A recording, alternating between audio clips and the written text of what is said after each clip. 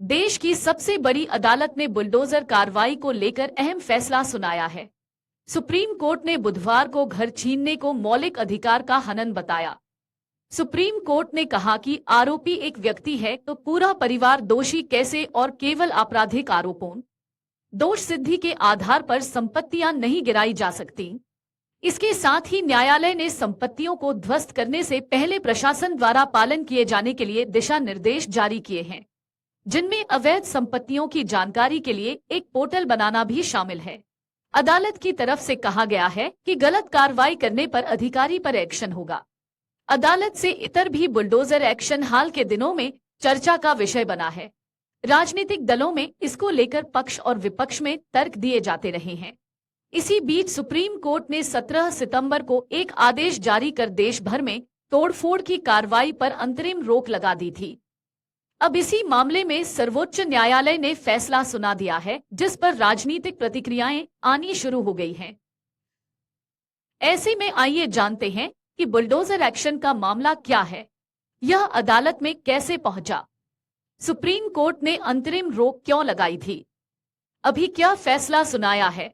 आपको बता दें कि अप्रैल 2022 में दिल्ली के जहांगीरपुरी में होने वाले ध्वस्तीकरण अभियान चलाया गया था। जहांगीरपुरी की घटना को लेकर सुप्रीम कोर्ट में कई याचिकाएं दायर की गई, जिसके बाद इस अभियान पर रोक लगा दी गई। लेकिन याचिकाकर्ताओं ने सुप्रीम कोर्ट से मांग की कि वह आदेश दे कि कोई अधिकारी दंड के रूप में बुलडोजर कार्रवाई का सहारा नहीं ले सकते।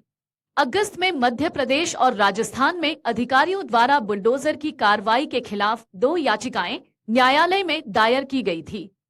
इनमें से एक उदयपुर के एक मामले से संबंधित था, जहां एक व्यक्ति का घर इसलिए गिरा दिया गया क्योंकि उसके किराएदार के बेटे पर अपराध का आरोप था।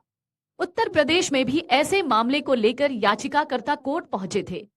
उन्होंने कहा कि केवल इसलिए कि किसी व्यक्ति पर किसी अपराध में शामिल होने का आरोप है, उसे ध्वस्तीकरण का आधार नहीं बनाया जा सकता। सुप्रीम कोर्ट में जब ये याचिकाएं पहुंची तो इसकी सुनवाई हुई। इसके जवाब में सुप्रीम कोर्ट ने कहा कि किसी व्यक्ति के घर को केवल इसलिए नहीं गिराया जा सकता क्योंकि उस पर किसी अपराध का आरोप है। न्यायमूर्ति गवई ने कहा कि अगर वह दोषी भी है तो भी उसका घर नहीं गिराया जा सकता। कानून के अनुसार प्रक्रिया के अनुसार ही घर गिराया जा सकता है।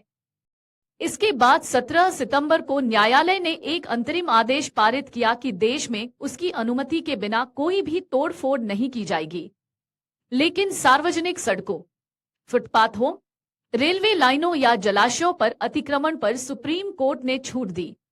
सुप्रीम कोर्ट ने यह आदेश संविधान के अनुच्छेद 142 के तहत अपनी विशेष शक्तियों का प्रयोग करते हुए पारित किया था।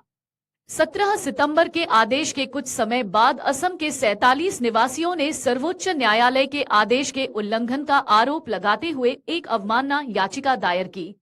न्यायालय ने इस अवमानना याचिका पर नोटिस जारी किया और यथास्थिति बनाए रखने का आदेश दिया। इसके बाद 28 सितंबर को गिर सोमनाथ में अधिकारियों द्वारा मुस्लिम धार्मिक और रिहायशी स्थलों को अवैध रूप से ध्वस्त करने का आरोप लगाते हुए एक और अवमानना याचिका दायर की गई। 25 अक्टूबर को गुजरात सरकार ने न्यायालय में कहा कि गिर सोमनाथ में भूमि जहां संरचनाओं को ध्वस्त किया गया था सरकार के पास रहेगी और मामले की अगली सुनवाई तक किसी तीसरे पक्ष को आवंटित नहीं की जाएगी। सुप्रीम कोर्ट ने बुधवार 13 नवंबर को बुलडोजर कार्रवाई को घर छीनने को मौलिक अधिकार का हनन बताया। कोर्ट ने कहा कि कार्यपालिका केवल इस आधार पर किसी व्यक्ति के मकान नहीं गिरा सकती कि वह किसी अपराध में आरोपी या दोषी है। सुप्रीम कोर्ट ने कहा कि कार्यपालिका किसी व्यक्ति को दोषी नहीं ठहरा सकती, केवल आरोप के आधार पर। अगर कार्यपालिका किसी व्यक्ति की संपत्ति को ध्वस्त करती है तो यह कानून के शासन पर हमला होगा। कार्यपालिका जज बनकर आरोपी व्यक्ति की संपत्ति को ध्वस्त नहीं कर सकती। इमारत को ध्वस्त करने वाले बुलडोजर का भयावह दृश्य अराजकता की याद दिलाता है। हमारे संवैधानिक लोकाचार इस तरह के कानून के इस्तेमाल की अनुमति नहीं देते। न्यायालय ने यह भी कहा कि इस तरह से संपत्तियां ध्वस्त करने वाले सरकारी अधिकारियों को जवाबदेह ठहराया जाना चाहिए। इस तरह की कार्रवाई आरोपी के परिवार पर सामूहिक दंड लगाने के समान है। ध्वस्तीकरण के मामले पर फैसला सुनाते हुए न्यायालय ने इसके लिए कुछ दिशा निर्देश जारी किए हैं। सुप्रीम कोर्ट ने अपने फैसले में कहा कि ध्वस्तीकरण के आदेश पारित होने के बाद भी ध्वस्तीकरण के आदेश को चुनौती देने के लिए कुछ समय दिया जाना चाहिए। उन लोगों भी जगह खाली करने के लिए पूरा समय दिया जाना चाहिए जो ध्वस्तीकरण आदेश का विरोध नहीं करना चाहते हैं। ये निर्देश किसी सार्वजनिक स्थान जैसे सड़क, गली, फुटपाथ, रेल लाइन या किसी नदी या जल निकाय पर कोई अवैध निर्माण होने पर लागू नहीं होंगे। पूर्व नोटिस दिए बिना कोई भी तोड़फोड़ नहीं की जानी चाहिए, जिसका जवाब नोटिस देने के 15 दिनों में दिया जाना चाहिए। नोटिस को डाक से भी भेजना होगा और निर्माण पर भी चिपकाया जाना चाहिए। जो भी अधिकारी ध्वस्तीकरण के लिए नियुक्त किया जाएगा उसे अभियुक्त के मतों की सुनवाई करनी होगी। ऐसी बैठक के विवरण को रिकॉर्ड किया जाएगा। तोड़फोड़ की कार्यवाही की वीडियोग्राफी की जाएगी। ध्वस्तीकरण की रिपोर्ट नगर आयुक्त को भेजी जानी चाहिए। अगर आप ये वीडियो YouTube पर देख रहे हैं तो हमारे चैनल को सब्सक्राइब कर बेल आइकन दबाएं और Facebook पर देख रहे हैं तो हमारे पेज को लाइक करें। 8 मिलियन प्लस सब्सक्राइबर, आपके इस भरोसे के लिए बहुत धन्यवाद।